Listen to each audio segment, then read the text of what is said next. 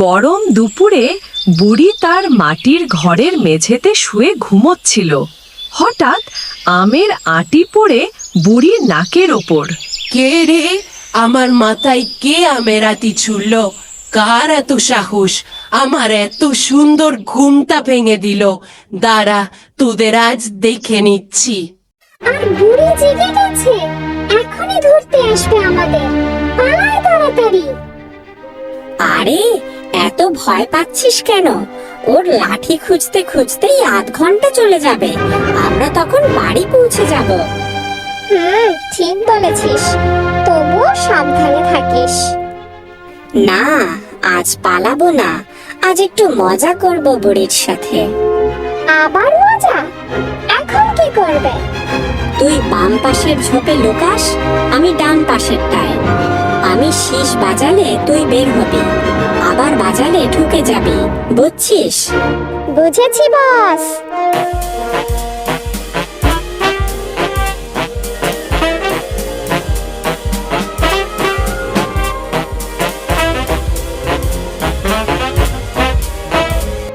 এই যে, কে আমার জালে ঢিল ছুঁড়েছিলে? দাঁড়া, তোকে ধরে দেখাচ্ছি। ওই তো আবার শীষ বাজছে, মনে হয় ওদিকে লুকিয়ে আছে। যাই ধরে আসি।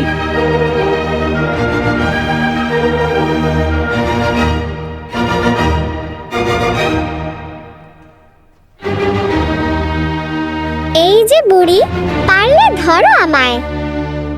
এই যে মেয়েটা, এবার তোকে ধরবই।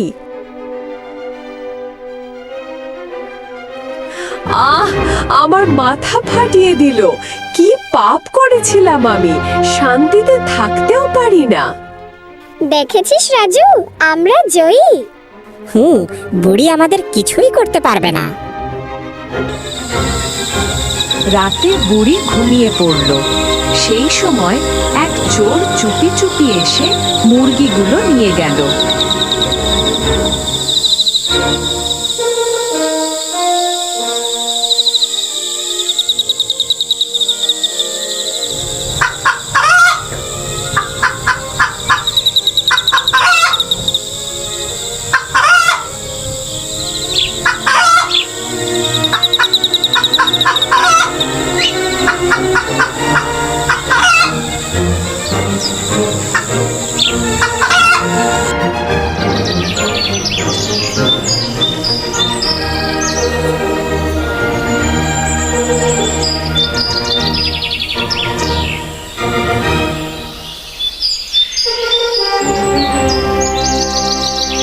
ও মা, আমার মুরগিগুলো কি চুরি করলো?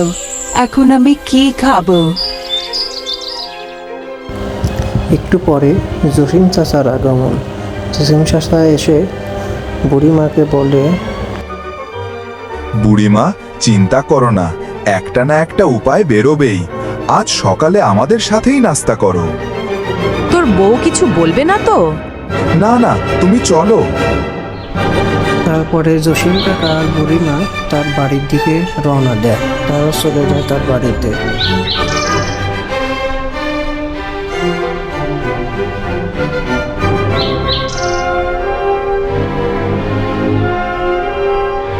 বুড়িকে কেন এনেছো? আমাদেরই খাওয়ার অভাব। ছোট থাকতে ও আমাদের অনেক খাইয়েছে, আজ আমরা ওর পাশে থাকব। আচ্ছা, যা করার করো। তারপরে বিকালবেলা জসিম বুড়িকে নিয়ে মোড়ল সাহেবের কাছে যায়। তা বলো জসিম, আমার কি অবস্থা? এতদিন পরে কি মনে করে আসলে আমার কাছে? এসেছিলাম একটা কাজে, আপনার সাহায্য দরকার ছিল। তা কি কাজে বলো, তোমাকে কি সাহায্য করতে পারি জসিম সাহেব? মোড়ল সাহেব, এই বুড়ি খুব অসহায়, ওর মুরগিগুলো চুরি হয়ে গেছে, কিছু সাহায্য করুন। জসিম, তুমি আগেও বুড়ির জন্য টাকা নিয়েছিলে, আবার এসেছো? ঠিক আছে, শেষবারের মতো দেব, কিন্তু শর্ত আছে। মুরগি যত ডিম দেবে অর্ধেক আমার। জসিম, তুমি বুড়িকে বলো বুড়ি রাজি কিনা। জি, রাজি আছি।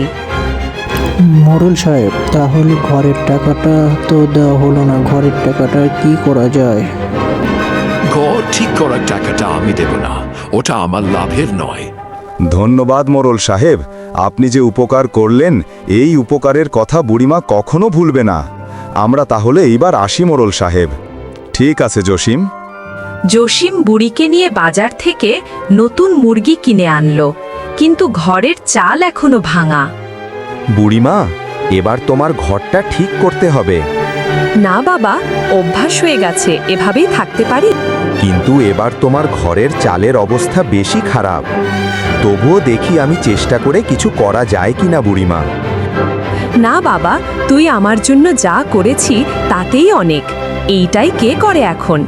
তুই তোর কাজে যা বাবা, আমাকে নিয়ে আর চিন্তা করতে হবে না। অনেক চিন্তা করেছিস আমাকে নিয়ে। ঠিক আছে বুড়িমা, আমি তাহলে চলাম।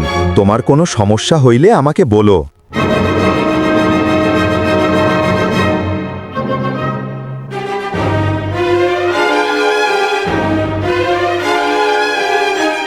যাক, তাহলে অবশেষে বাড়ি ফিরলে। কিন্তু তোমার মুখটা অমন ভার কেন?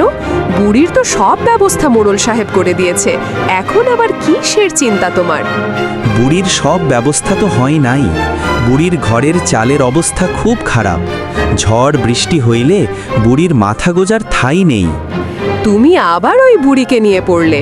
নিজের চিন্তা করো একটু, ওই বুড়িকে নিয়ে ভাবা লাগবে না। বা, এই নাও আমার জমানো টাকা।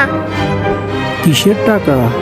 ওই বুড়ি আমাদের ছোটবেলায় আম খেতে দিয়েছে, কত আম পেরেছি, বুড়ি কিছু বলে নাই। আমরা দেখেছি বুড়ি অনেক কষ্ট করে। এখন আমাদের পালা বুড়িকে সাহায্য করা। বাবা, তোমরা সবাই যখন বুড়িকে সাহায্য করছো, তাহলে আমি আর না করে থাকি করে? এই নাও আমার জমানো টাকা। তোরা সত্যি মানিস হয়ে গেছিস। তারপরে জসিম বুড়ির জন্য ঘরের নতুন চাল কিনে নিয়ে যায়। বুড়ি দেখে বলে, এই চালটা আমার জীবনের সেরা উপহার।